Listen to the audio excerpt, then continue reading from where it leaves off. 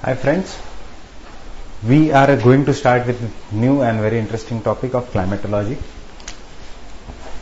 That is the study of climate. Now I said interesting because as compared to the earlier topic what we have done, it is a very interesting topic. We have studied the geomorphology early, but this climatology is a dynamic topic, it is an interesting topic and more interesting because we can understand this concept and relate it to our everyday life. So this study of a climate, the study of atmosphere and what are the changes in this atmosphere composes of the climatology. To give a brief idea how will our lecture series progress, we'll start from the structure of atmosphere.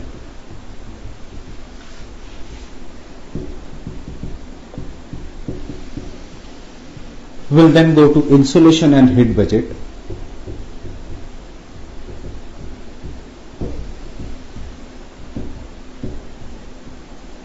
Then we'll do a small topic of temperature, pressure, resulting from the pressure system winds, humidity in the or moisture in the atmosphere, resulting into precipitation,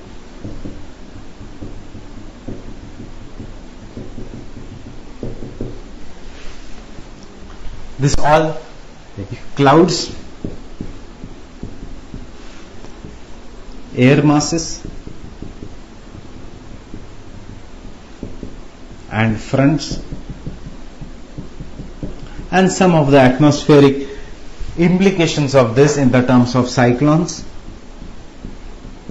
in the terms of anticyclones,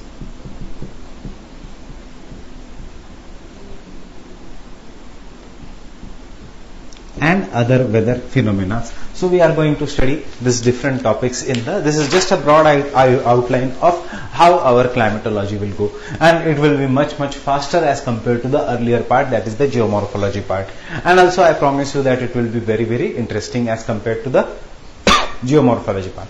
Now the best thing of climatology is, even in the examinations, climatology forms a more important part than compared to the geomorphology, especially in the preliminary examination and even in some mains examination.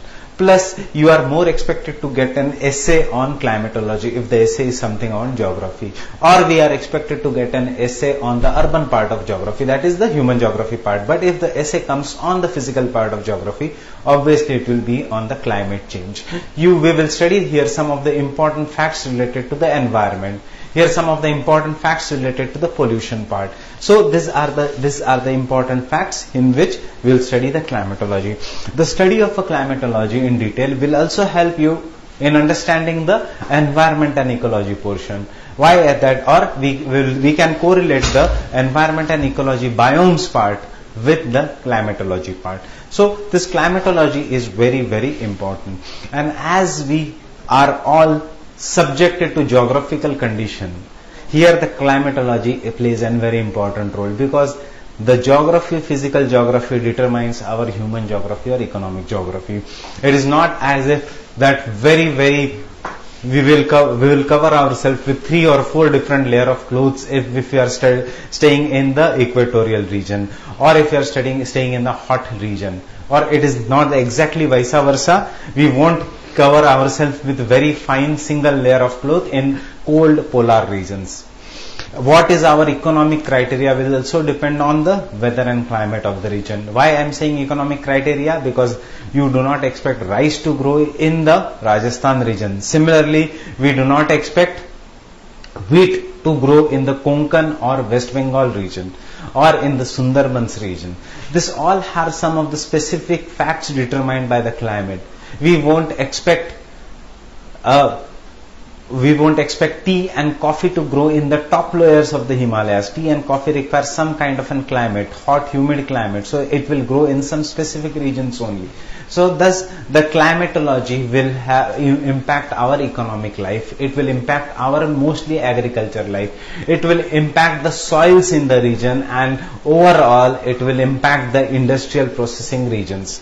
So this climatology First, we'll start from the simple topic, that is the study of the atmosphere and what are the different kind of structures of the atmosphere. Then we'll go to insolation and heat budget part, temperature, pressure, winds, moisture, the examples of a moisture, cloud, air masses, fronts, cyclones, anticyclones. If we try to look at it scientifically, climatology is nothing but outcome of three important factors. If we take world as a system, what is a system? What is the definition of a system, both for science as well as humanities background students? System is anything in which we put input, we get a specific kind of an output. So if we consider Earth as a system and we give three inputs to this system in the terms of heat or insolation, in the terms of humidity,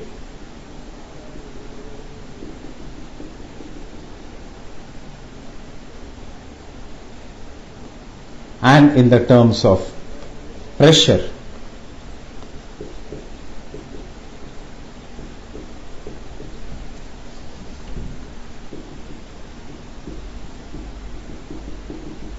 if these are the three inputs inside the Earth, then we'll get the output in the terms of temperature or heat,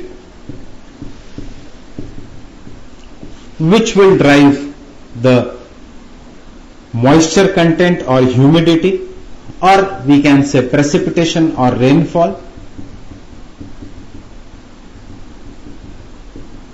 and which will drive the wind system. So climatology is studying each and every input and output relationship is nothing but the climatology. Very, very simple. That is, if we put in these three factors, we get these three factors as an output. The study of these factors is the climatology. If we consider Earth as a system, and if we input we give these three inputs to the Earth, we will get the following outputs from the Earth. Insolation, temperature, and insolation, humidity, pressure will affect the temperature, precipitation, and winds. And these are not isolated; these are related to each other. That is why I have taken a single arrows to determine all the three. They are all interrelated, all connected. But before that, why there is life on the Earth? Is there something related to climatology, or is it something related to oceanography, or is it something related to geomorphology, or is it something related to all three?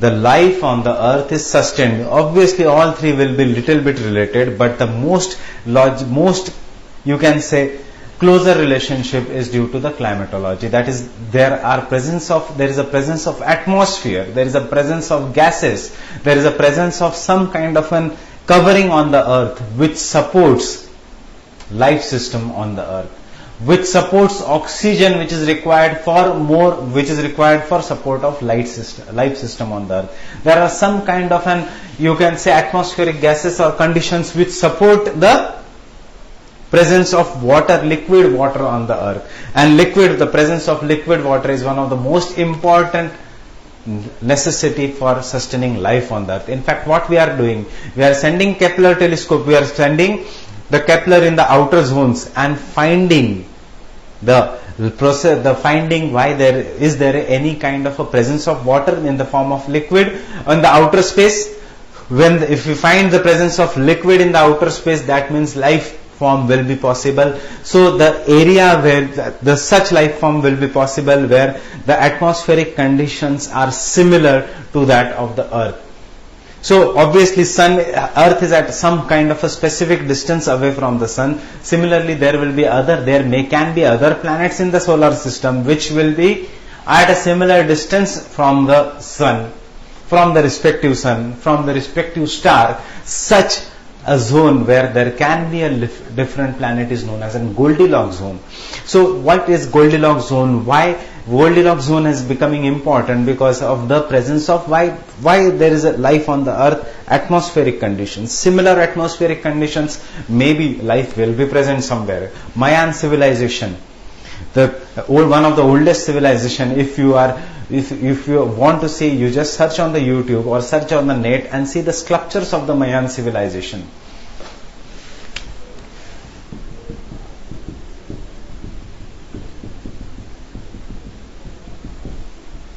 We will see, you will be surprised to see that the Mayan civilization have sculptures which show Mayan civilization was in before Christ, some 100 or 1000 years exactly, I don't remember the date, 1000 years before Christ, Mayan civilization. But the sculptures of this, one of the oldest civilization, show the astronauts and show the sculptures show as if the extraterrestrial life was possible. Structures show the presence of a rocket system there. The sculptures show that the suit which is used by an astronaut is somewhere reflected in the structure. So that means there may be some kind of an extraterrestrial life. This is not our, you can say, we are not concerned with this because this is now out of the syllabus. So I will come to it later on where we will be discussing solar system, that is at the end last part of our lecture series. But where is it possible, and that is why we are going in the outer space. Kepler telescope has been sent to find such planets which are located in a Goldilocks zone. But before that, we will start with some of the basic part of climatology, that is atmosphere. Why Goldilocks zone? Because such kind of an atmospheric conditions should be present. So what is this atmosphere? If there is such kind of an atmospheric conditions, then only the life will be possible. So what is an atmosphere?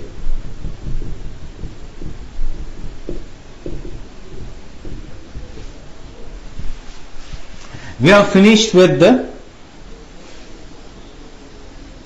structure of the earth. Presence of land on the surface of the earth, that is this part. And because this is geography, we have gone not too much deep inside the interior of the earth. We have just did some part of the interior of the earth. But so the land is surrounded what we call as an geomorphology or geo.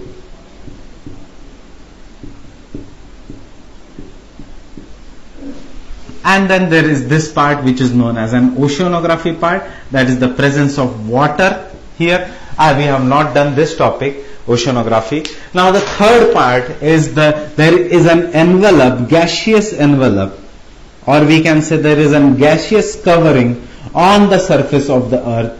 This gaseous covering which covers the entire surface of the earth, this covering of a gas which covers is known as an atmosphere. So what is an atmosphere?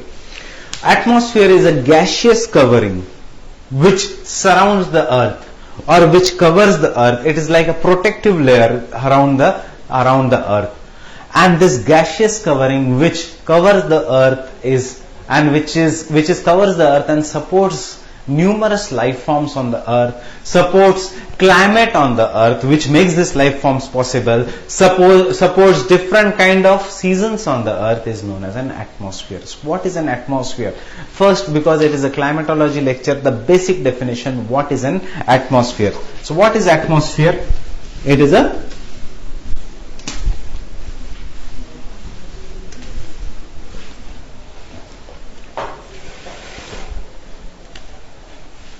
atmosphere, we can write the definition as a thick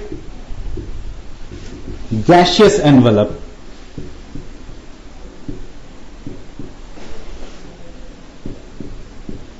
which surrounds the earth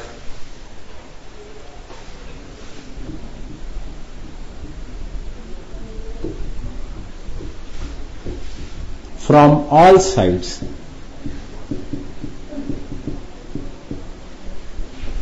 Is known as an atmosphere. Now why it is just surrounding the earth, or why the atmosphere is, that is what is an atmosphere? If this is an earth, a gaseous covering, a gaseous envelope which surrounds the earth is known as an atmosphere. Why there is a gaseous envelope like this? Because it is attached to the surface of the earth by the force of gravity. So this is half incomplete definition. The thick gaseous cover envelope which surrounds the earth from all sides and which is attached to the surface of the earth.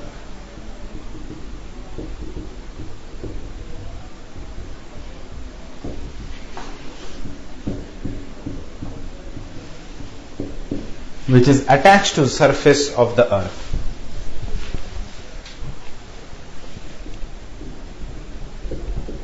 By gravitational force.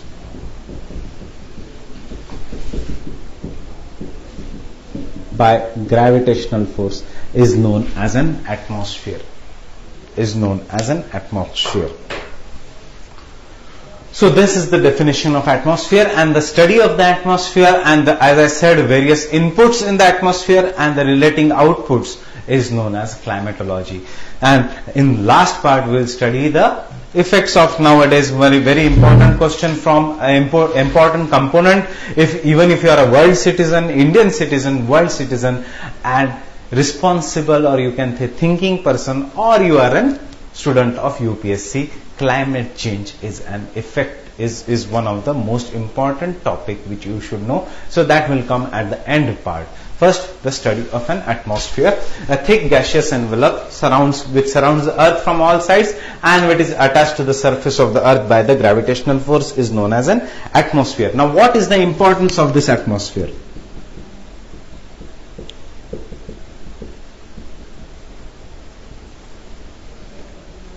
What is the importance of the atmosphere? If the question comes, what is the importance of the atmosphere, or why is the atmosphere important, then I am speaking to you, you are watching these lectures, it is because there is some kind of a support of a life form. So, and this life form is supported because there is a presence of such a mixture of gases which makes the life form possible. For example, there is a presence of nitrogen, there is a presence of oxygen, there is a presence of carbon dioxide in such a proportion in which, because of which the life form becomes possible, and that is why we are here on the surface of the earth, and we are searching for other planets where also same atmosphere may be possible. But what is the first thing, what is the first important atmosphere, importance of the atmosphere? It supports the life form on the earth.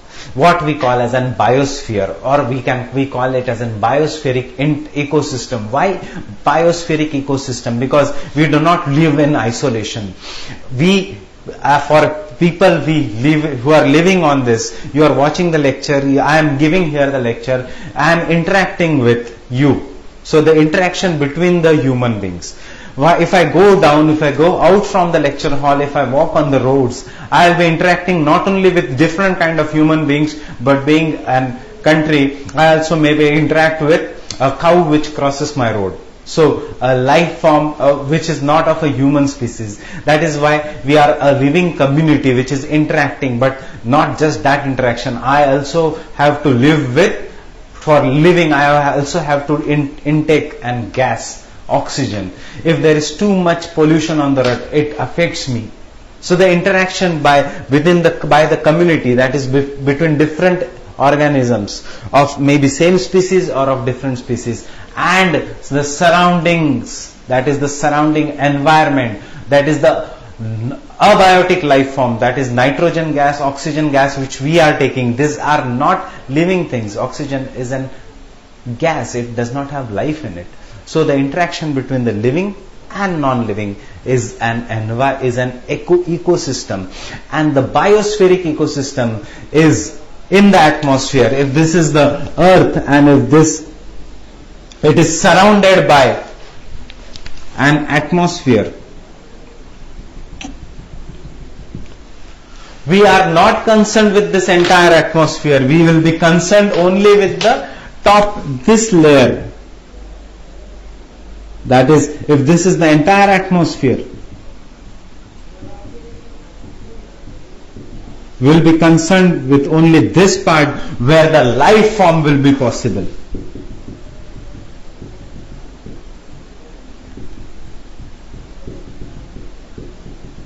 Why the life form is possible? Because the conditions are such that the interaction of human beings, interaction of living beings along with the non-living beings makes this life form possible. So this is known as an biospheric ecosystem.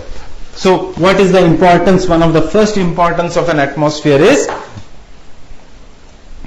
it provides the necessary gases which supports the life on the surface of the earth. Provides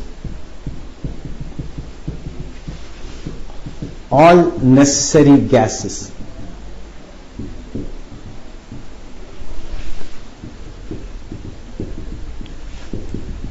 for life, for we can say sustenance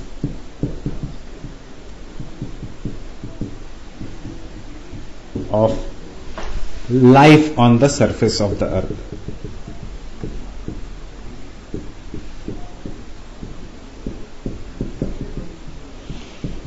For sustenance of life on the surface of the earth.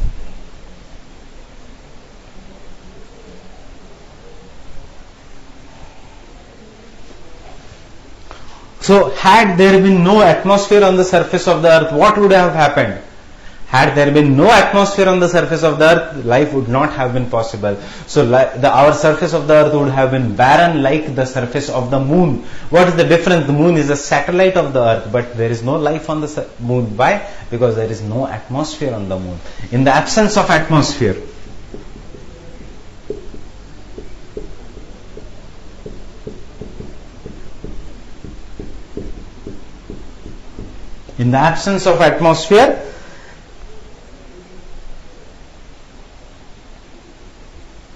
life on the earth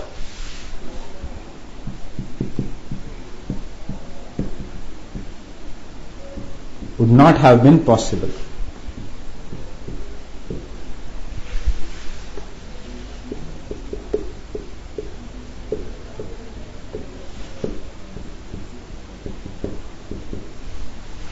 Would not have been possible.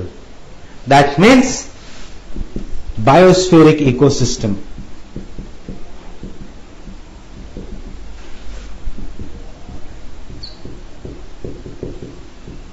would not have been possible.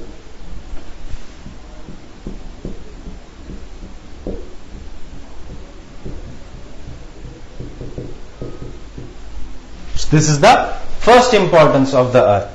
So of the atmosphere. The second importance of the atmosphere, I am rubbing this definition. The second importance is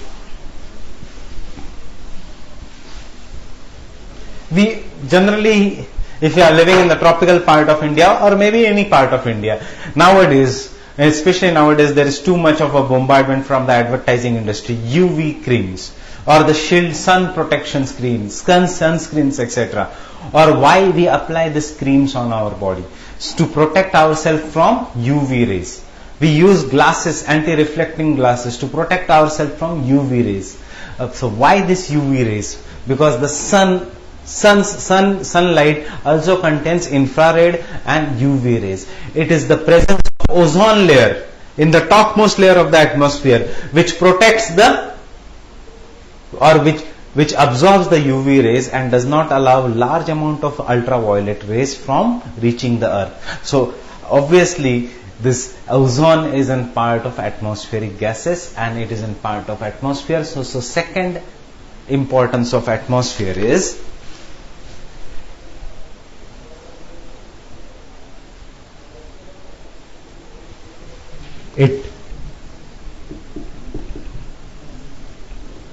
it does not allow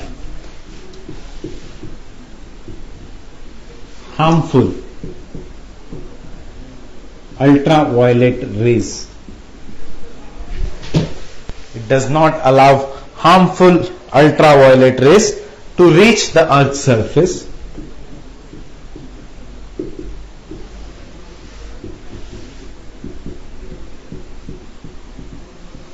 To reach the Earth's surface and thus protects the Earth's surface and thus protects the Earth's surface.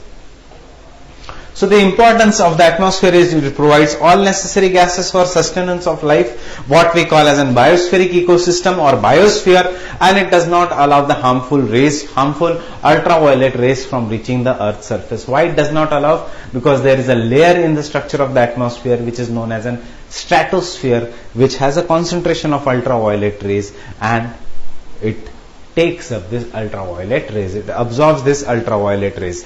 Now this absorption of this ultraviolet rays, it does not allow this absorption of this ultraviolet rays results into ultraviolet rays not reaching the surface of the Earth. And this ultraviolet rays, because they do not reach the surface of the Earth, life form is possible. How? Why now are we responsible, we human beings, due to our, we can say, consumerism, or we can say any kind of we have depleted the environment, we have depleted the atmosphere by releasing harmful gases. We have also depleted the ozone layer, and as a result now there is an ozone hole, and hence large amount of ultraviolet rays do reach the Earth's surface, resulting into cancer and other diseases in human beings. We will come to that later on, that how we have stopped it, which protocol is there, etc., while doing the structure of the atmosphere.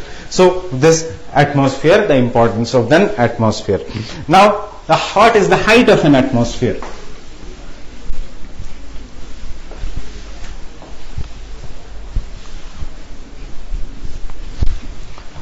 What is the height of an atmosphere? You look up in the sky, you will see the sky. What is the exact height of the atmosphere? Is there any different layer? Or when we look at the horizons, do we see colorful bands representing different height of the atmosphere? No.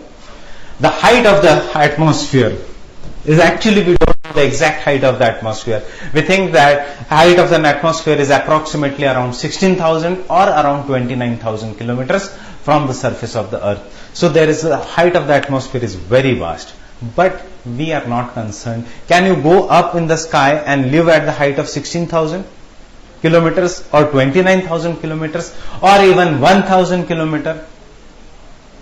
Can you go and settle on Mount Everest? No.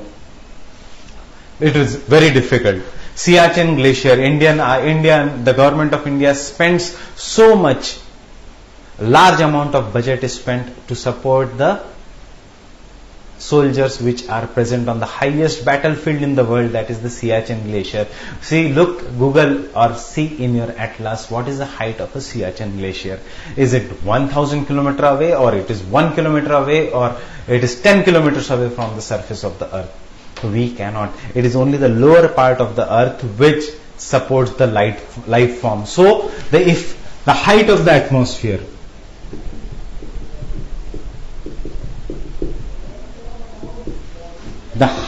an atmosphere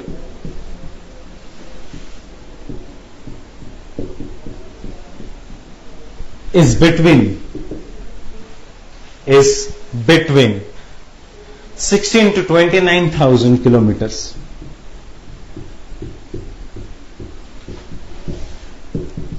To 29,000 kilometers from the surface of the Earth.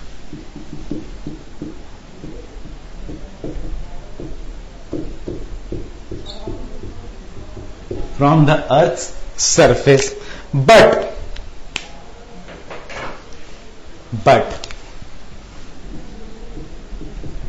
as I said, we are concerned with only the major part of the atmosphere. As you are going away from the atmosphere, see, what happens if you go to Leh Ladakh region? What happens if you go to the mountainous region? Is there too much of oxygen in the atmosphere, or is there a decrease in the oxygen? As we are going up, as we are going away from the surface of the Earth, do we get more oxygen, or do we get less oxygen? Mountaineers, climbers, people who climb the highest mountain, do they carry oxygen cylinders along with them, or do they practice high breathing? Or recent in the news, Amarnath Yatra, is everyone allowed for Amarnath Yatra, or is there a medical checkup? There is a medical checkup, and if there is a heart disease, heart condition, the permit is not given. Why? because Amarnath lies at some kind of an height. As you are going away from the surface of the earth, if this is the surface of the earth, height of an atmosphere is around 16,000 kilometers, no doubt about it. But if you are going away from the height, from the surface of the earth, the density of the air goes on decreasing.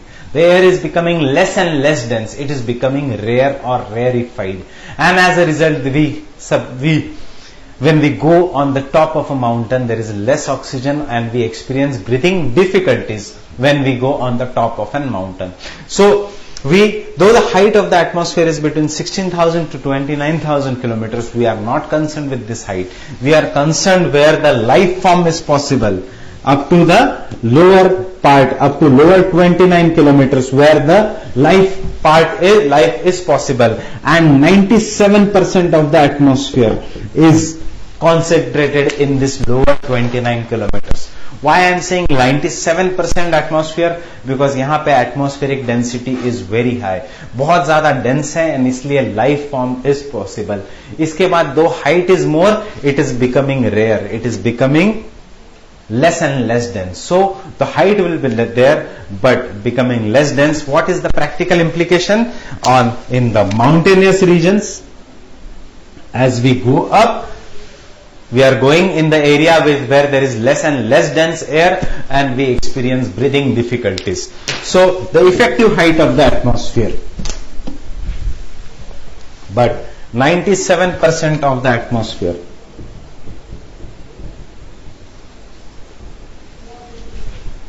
but the 97% of the atmosphere is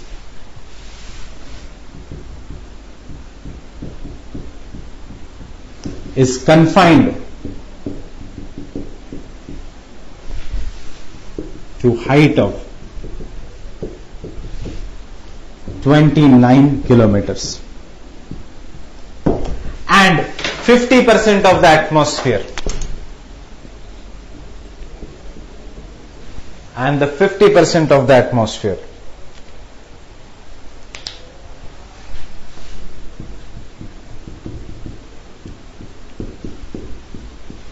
lies below height of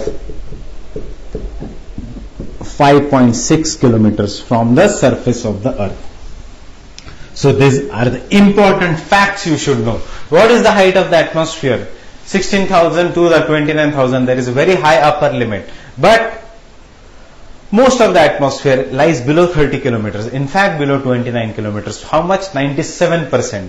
And 50% of this atmosphere lies even below 5.6 kilometers. So we are going to study about this 50%. That is, here all the process in the atmosphere takes place. What are the processes? As I told you, rainfall, precipitation, insolation, cloud formation, cyclone formation, etc. We are concerned with this. So because why 50% of the atmosphere lies below the height of 5.6 kilometers. So this is the height of the atmosphere. Now what is the atmosphere composed of?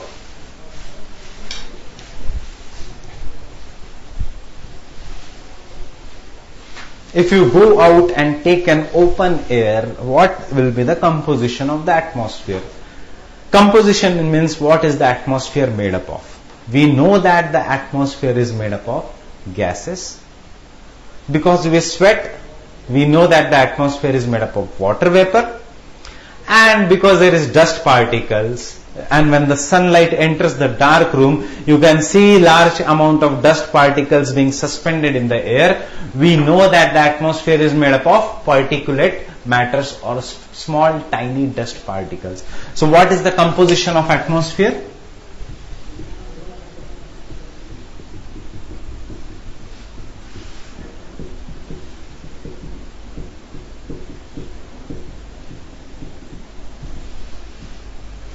Atmosphere is made up of gases, water vapor,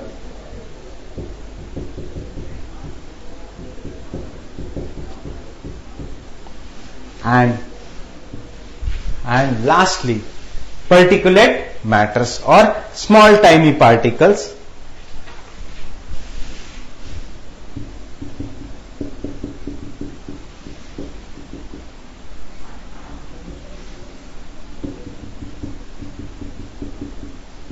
matter or particulate matter. This is the composition of the atmosphere: gases, water vapor and particulate matter. Now because we are concerned with only lower part of the atmosphere, we are studying the composition of the lower atmosphere.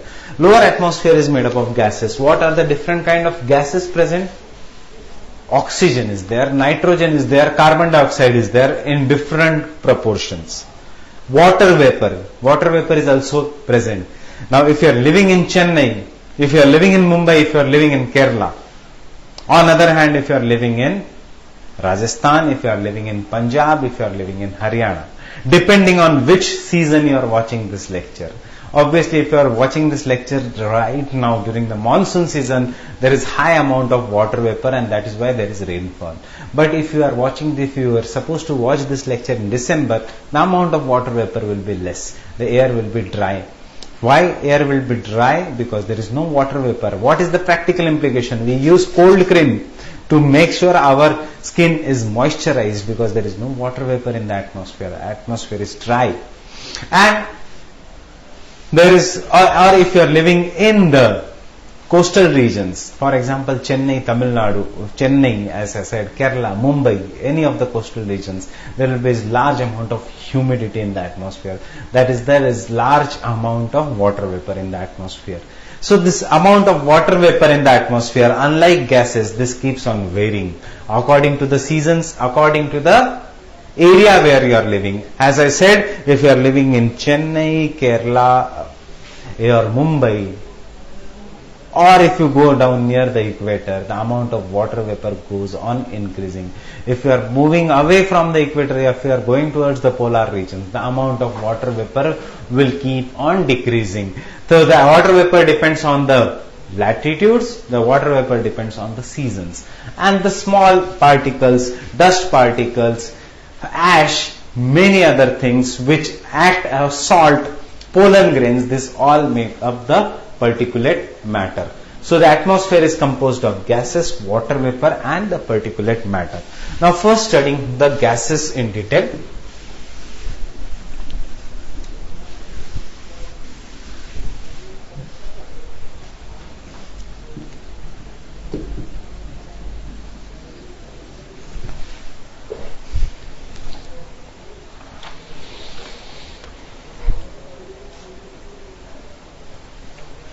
If we study the gases in detail, our atmosphere is made up of more than 78% of the atmosphere is made up of nitrogen.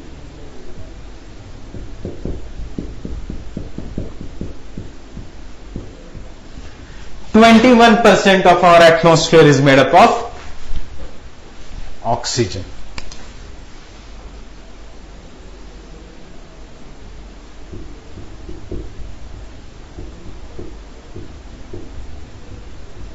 That means 78% is nitrogen, 21% is oxygen.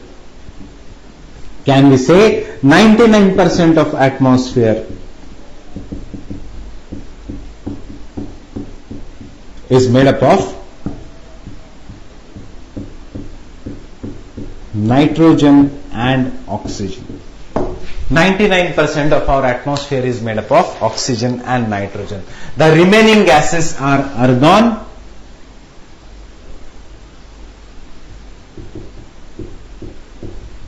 .93%, carbon dioxide 0.03%. See how less is the carbon dioxide, and still we talk much more about carbon dioxide rather than oxygen, and the maximum gas which is present is nitrogen, and there is no mention in the nitrogen in our daily life. We are concerned with carbon dioxide. Why? Because though the carbon dioxide consists of only 0.03% naturally, it is human beings through our economic activities, through our industrialization, we have increased the carbon dioxide percentage by around 25%. in the recent past, that is after industrial revolution, we have pumped carbon dioxide in the atmosphere, resulting into what we call as a phenomena known as, what is the name of the phenomena? Global warming, climate change, because the carbon dioxide acts like a greenhouse gas. That means it allows the sun's radiation to enter the earth, but it does not allow the radiation after entering the earth to escape away from the earth. So it is transparent to incoming solar radiation, it is opaque to outgoing terrestrial radiation. Such kind of a gases which allow the sun's rays to enter the earth. After that, earth gets heated up. Earth also gives radiation, because any heated body will give away the radiation. Earth also gives away the radiation, but such gases which do not allow the earth's radiation to escape the earth is known as greenhouse gases. Carbon dioxide is one of the greenhouse gas, and because industrial revolution, vehicular exhaust, many things release the carbon dioxide, we blame carbon dioxide a lot.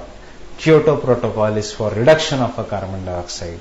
Climate change is concerned with mostly with reduction of greenhouse gases, but the main we are talking is carbon dioxide, because we have pumped carbon dioxide more. Though still methane, carbon monoxide are other greenhouse gases also. Water vapor also acts like a greenhouse gas. That is, if there is too much humidity in the atmosphere, pasina kab aata hai? Not when there is a cold climate. You feel sweating, you feel sweaty, you feel humid if there is a hot climate, June, July, August. That is, this is the area when you feel too much humidity, you feel uneasy.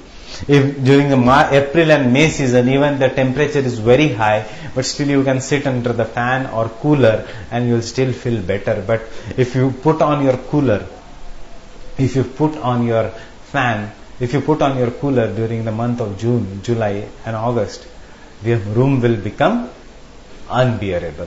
Why? Because too much humidity will be there.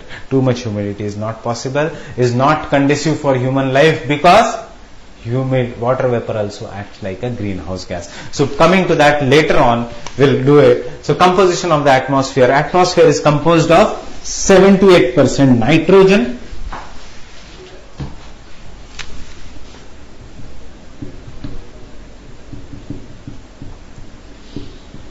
21% oxygen,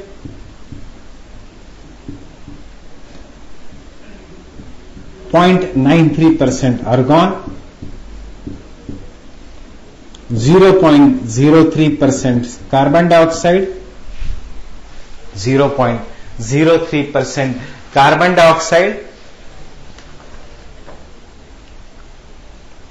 0.02% neon,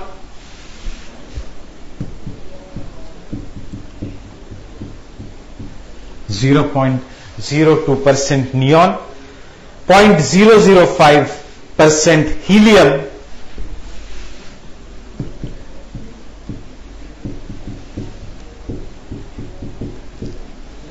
0.005% helium, and after that there is a presence of krypton, xenon and hydrogen. After that there is a presence of krypton, xenon and hydrogen.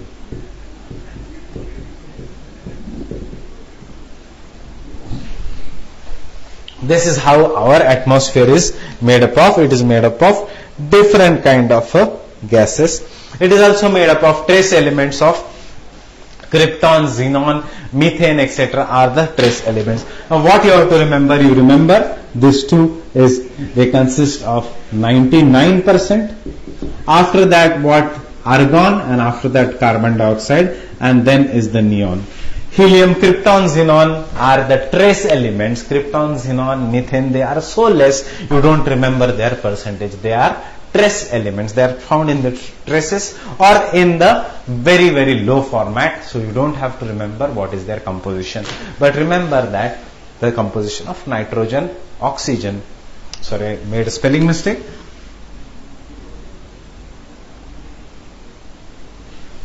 Oxygen is the main, these are the main elements. Out of that, carbon dioxide is most important. Why it is most important? As I told you, we talk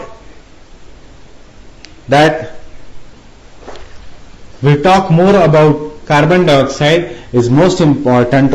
Why it is most important? Because it acts like a greenhouse gas. Because it is a greenhouse gas. GHG means greenhouse gas. What is a greenhouse gas? Which means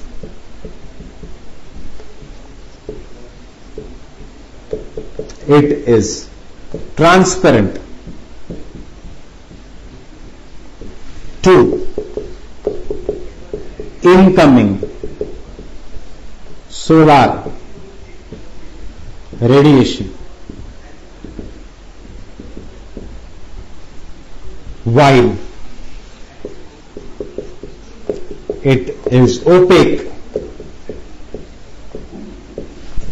to outgoing terrestrial radiation.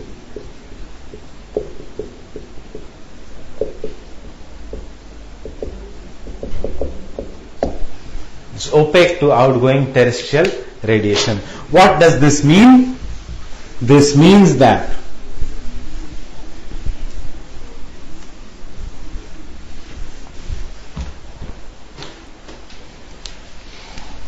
if this is the solar, if this is the Earth's surface, and if this is the gaseous envelope, that is the atmosphere which covers the Earth's surface, the carbon dioxide, if this is the gaseous envelope of carbon dioxide will allow the solar radiations to come inside the Earth.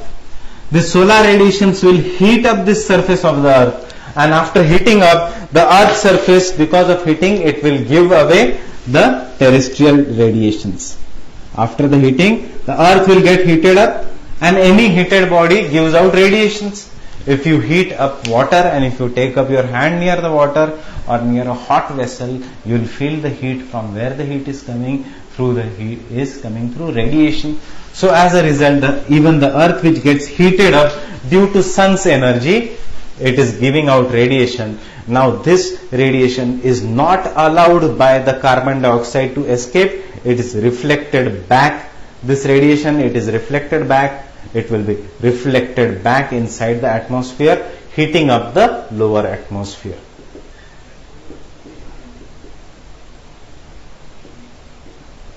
Such effect is known as an greenhouse effect.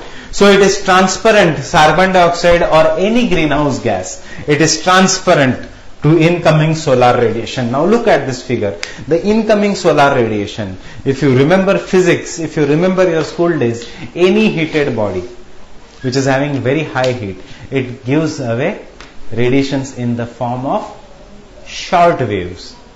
While a body which gets heated up, which is having less heat, gives out radiations in the form of long waves. So sun, what is more hot, sun or earth? Obviously sun is more hot, and therefore the solar radiations are in the form of short waves, while the terrestrial radiations are in the form of long waves. So can we say that greenhouse gases are transparent to incoming short wave radiations, solar radiations, short wave radiations? So they are transparent to short wave radiations while they are opaque. That means allowed nahi karte jana bahar. So they are opaque to long wave radiations. So what are the greenhouse gases? Because it is a greenhouse gas. What does the greenhouse gas means? Which is transparent to incoming solar radiation, which is a short wave radiation, while it's opaque to outgoing terrestrial radiation, which is a long wave radiation. एक याद रखना, body like sun which is having very very high temperature will always emit short wave radiations. Okay, मैं ये insolation में फिर से करूंगा. These are known as greenhouse gases. That's for because it is a which means it does not allow the terrestrial radiation to escape, resulting into heating up of the lower atmosphere. Therefore,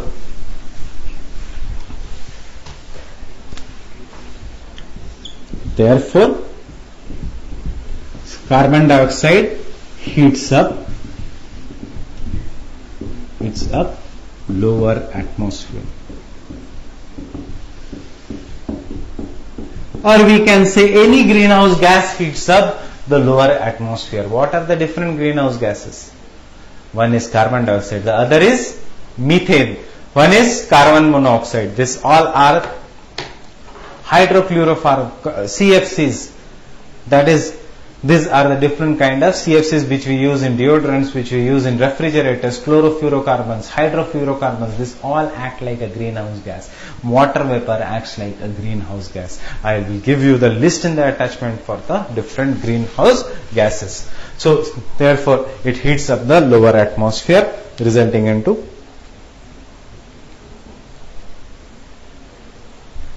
why are we concerned? Economic man. Economic man means industrialized and economic man who engages in economic activity has increased.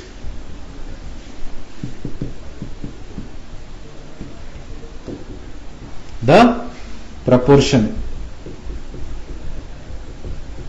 of greenhouse gas, especially carbon dioxide, after industrial revolution.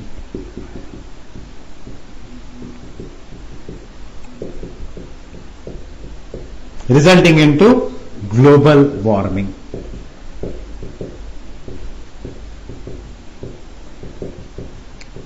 Resulting into global warming and change of a climate. Not change of a weather, change of a climate. We never say weather change, we say climate change. Okay, and if you want to go for a picnic, what you see? You see climate of an area or weather of an area? We see what comes in the daily newspaper or what comes in the daily news channel. Climate report or weather report? It comes weather report. When we talk about the long-term perspective, we talk of climate change. The difference between weather and climate. We'll do it in the next part. Okay. So the economic man has increased the proportion of carbon dioxide after the industrial revolution, what we call as in global warming, resulting into we have numerous global warming resulting into climate change.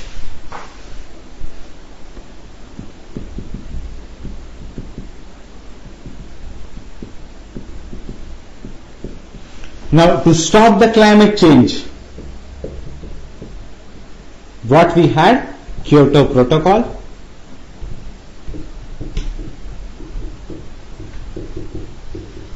What did this Kyoto Protocol said? It said limit the level of CO2. Limit the level of CO2. And from when did the level of CO2 start increasing? From the Industrial Revolution. Where did the Industrial Revolution start? In UK, in developed countries. And that is why Kyoto Protocol has given more responsibility, burden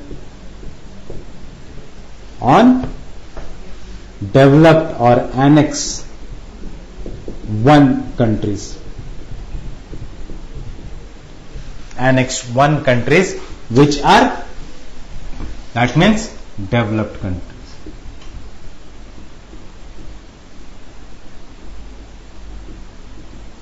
From where did it start? It all started at a Sustainable Development Summit.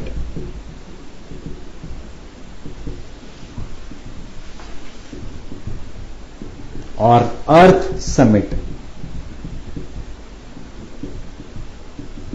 at Rio de Janeiro in Brazil. It is known as a Rio Earth summit. It is known as Sustainable Development Summit. When did it occurred? It occurred in 1992. Did the word come, sustainable development came in 1992? No, in 1987. I am not going because we are doing it as a separate topic. But CO2, lowering of the Earth atmosphere, it hits up the lower atmosphere. Why? Because of industrial revolution, resulted into climate change, and to stop that we had a Kyoto Protocol. Kyoto Protocol said limit the level of CO2. The burden was on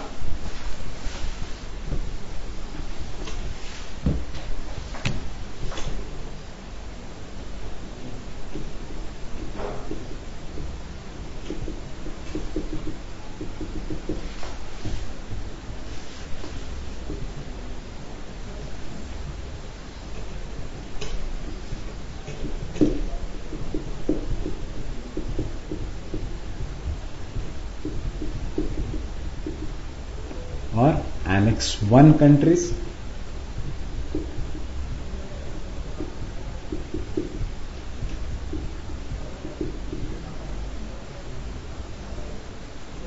It all started in Sustainable Development Summit. That is why you must have heard the common term shared but differentiated responsibilities.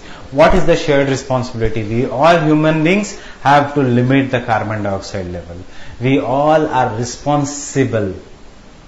We all have shared but responsibility of limiting the greenhouse gas. But differentiated means who did the first kind of a global warming? It was industrial revolution in the industrialized countries, which are now developed countries. So they have more responsibility as compared to the developing countries like India or underdeveloped countries which are present in Africa. That is why shared but differentiated responsibilities. These developed countries are mentioned in Annex 1 of the Kyoto Protocol, and hence they have to limit the level of carbon dioxide. So this is the carbon dioxide, or this is one about the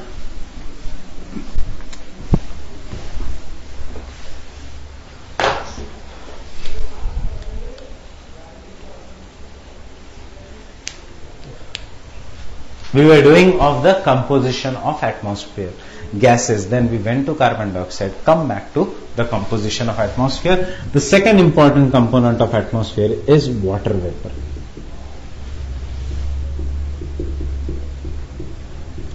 What does the water vapor determine? The water vapor determines the amount of humidity in the atmosphere.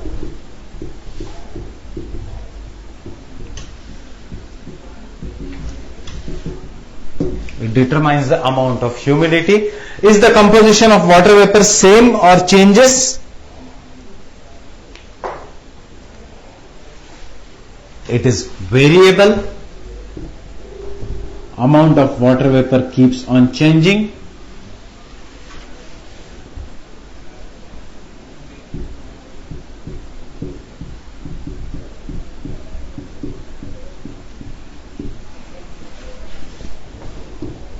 As per height, as per seasons, and as per latitudes.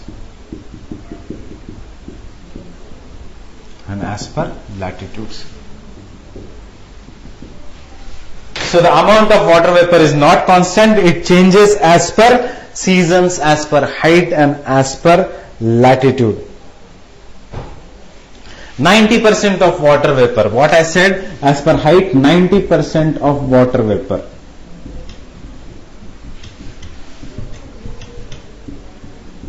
is found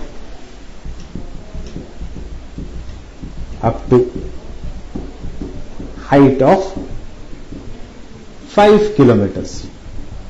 Beyond 5 kilometers, not much water vapor is found. Water vapor, जितना आप नीचे हो जमीन के पास, उतना ज़्यादा water vapor will be available. The more you are closer to the sea level, more amount of water vapor. If you go high above in the atmosphere, the amount of water vapor decreases. इसलिए जितना आप जमीन से दूर जाओगे, utna means the more higher you go up from the sea level, the amount of water vapor will decrease. Water vapor ki matra kam hogi, and as I told you, water vapor acts like a greenhouse gas. So maybe kya hill stations are cooler because water vapor is less? Is this one of the reason? I am leaving it to you. We'll come to that in the further part of the lecture. So the 90% of water vapor is found in the up to a height of 5 kilometers. As you are going up from the sea level, the amount of water vapor decreases. Then how does the season affect the water vapor? The water vapor is present in more amount of moisture during summer seasons.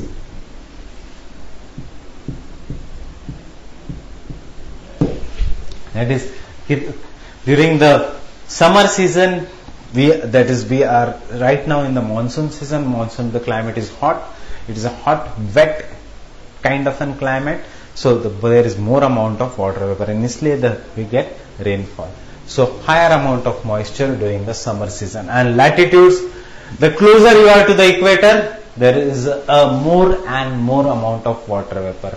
As you move away from the water equator, the amount of water vapor decreases. इसलिए equator में there is everyday rainfall. Why? Because the climate is same throughout the year. उसमें there is no seasons. If you go to Kerala, if you go to Tamil Nadu, you won't find so much difference in the season as you will see in Delhi or northern part of India.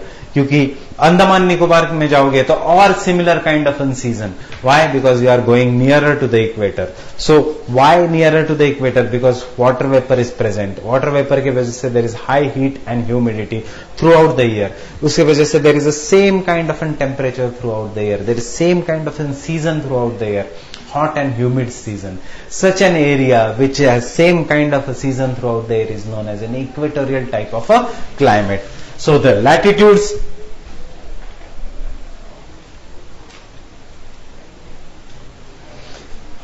water vapor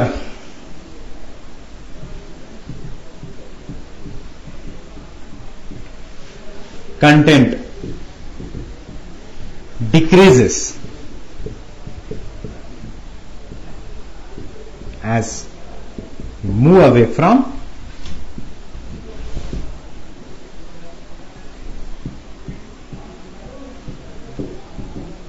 equator towards the poles. That means at the equator maximum amount of water vapors, tropical kind. And if you are moving away from equator towards the poles, the amount of water vapor decreases.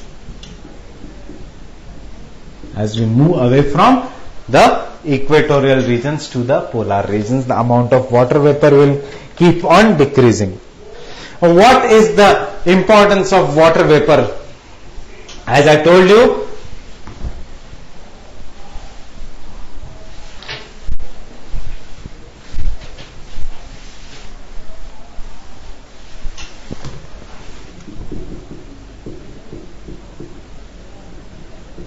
what is the importance of water vapor? First, it acts like a greenhouse gas. When we say greenhouse gas, means it is transparent to incoming short wave solar radiation, and it is opaque to outgoing long wave terrestrial radiations. Acts like a greenhouse gas.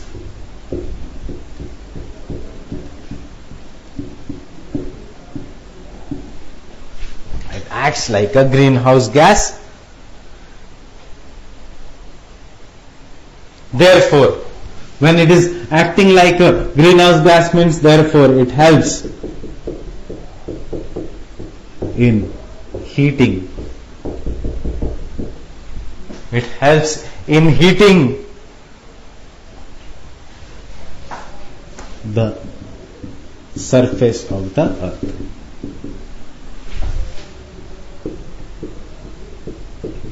और सबसे ज्यादा कहां है water vapour?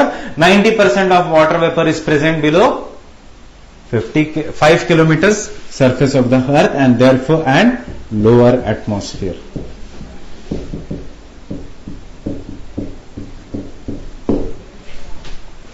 And lower atmosphere. And second importance is responsible. Who is responsible? Water vapor. It is responsible for different kinds of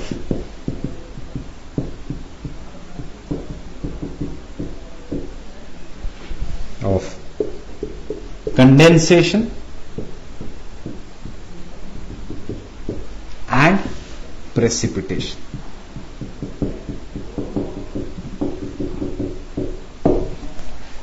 Means it will determine whether there is a cloud formation, whether there is a fog formation, etc. And it is also responsible whether there will be rainfall, snowfall, etc. So it is responsible for different kinds of condensation and precipitation. Water vapor acts like a greenhouse gas.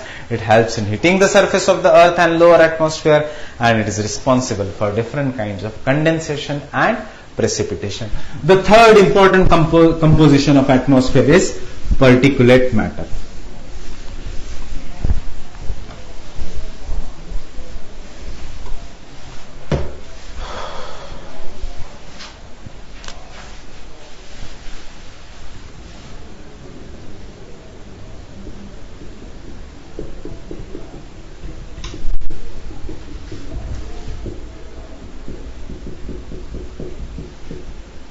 Particulate matter. Now what are these particulate matters, or we can say dust particles in the atmosphere?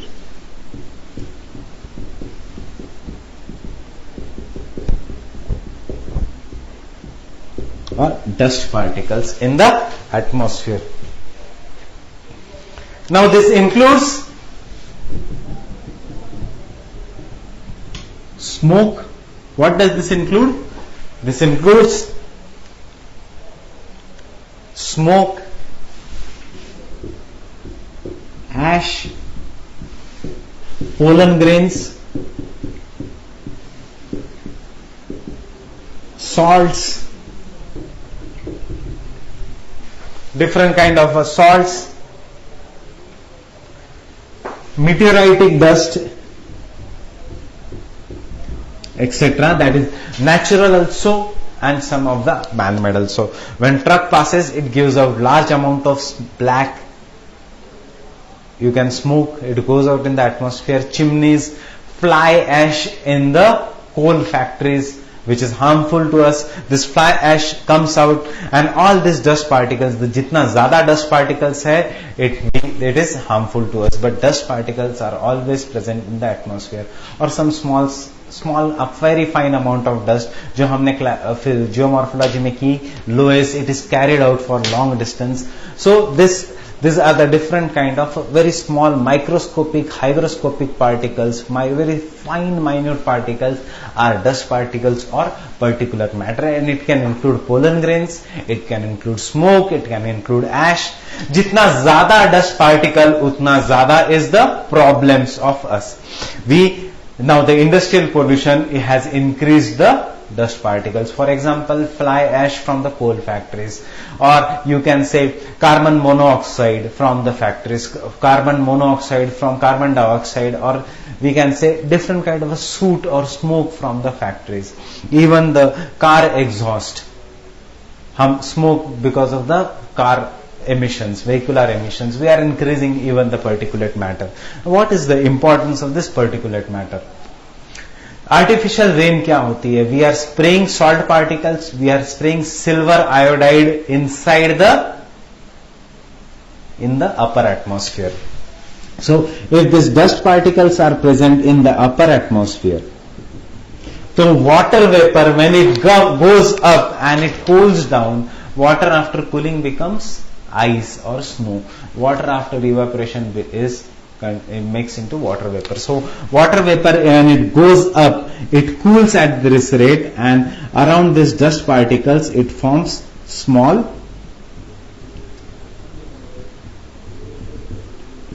it cools down along this dust particles, or it gets attached to this dust particles.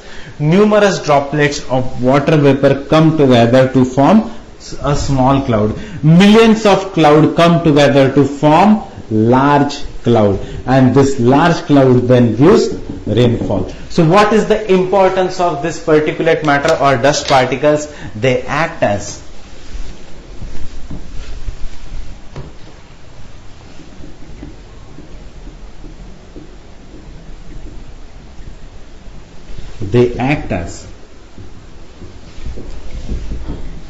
hygroscopic nuclei.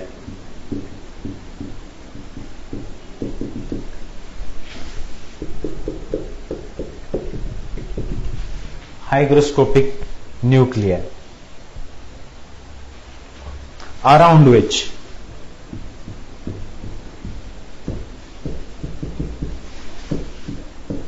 water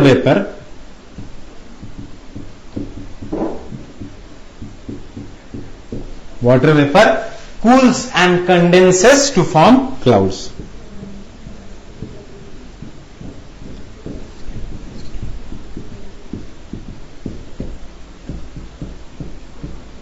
Around which hygroscopic form clouds. What is artificial rainfall? हम artificial rainfall में क्या करते हैं? ऊपर जाके we do not put water, we spray silver iodide or salt particles so that they act as hygroscopic nuclei, and hence जितना भी surrounding इसमें water vapor है, it gets attracted to this silver iodide particles, results into cloud formation, and then we get rainfall.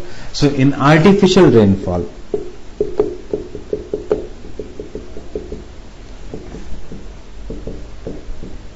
silver iodide or salt particles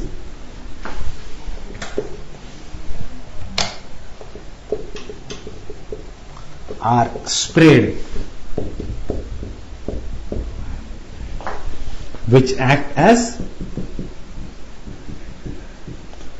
hygroscopic nuclei.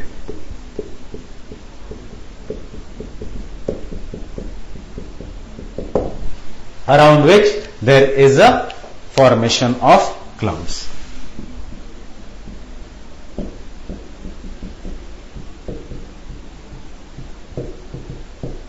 Around which there is a formation of an clouds. So this is the composition of the atmosphere. That is, the atmosphere is made up of. We have done the composition, height of the atmosphere, and we have also done the composition of different gases. Now for the exam point of view, for both preliminary and the main examination, if the question comes, what is the structure of the atmosphere, what is the composition of an atmosphere, you should mention these three. That is, the atmosphere is made up of gases, water vapor, dust particles.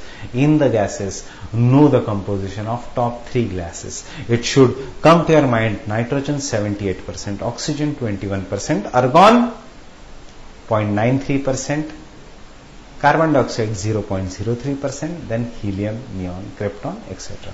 So if you are writing in some of the facts, at least the top four gases, don't know. If you don't know the composition of or the percentage of the remaining gases other than the top four, it's fine, but know the top four gases by heart and underline it while writing the mains examination. And obviously in the preliminary examination they may ask you to arrange the gases in ascending or descending order, or they may ask you give a simple statement like that, like nitrogen or oxygen consists of 99%, whether this statement is true or false, or the argon is less than 1% or more than 1%, the statement is true or false, or the composition of carbon dioxide in the atmosphere is 4%, whether the statement is true or false.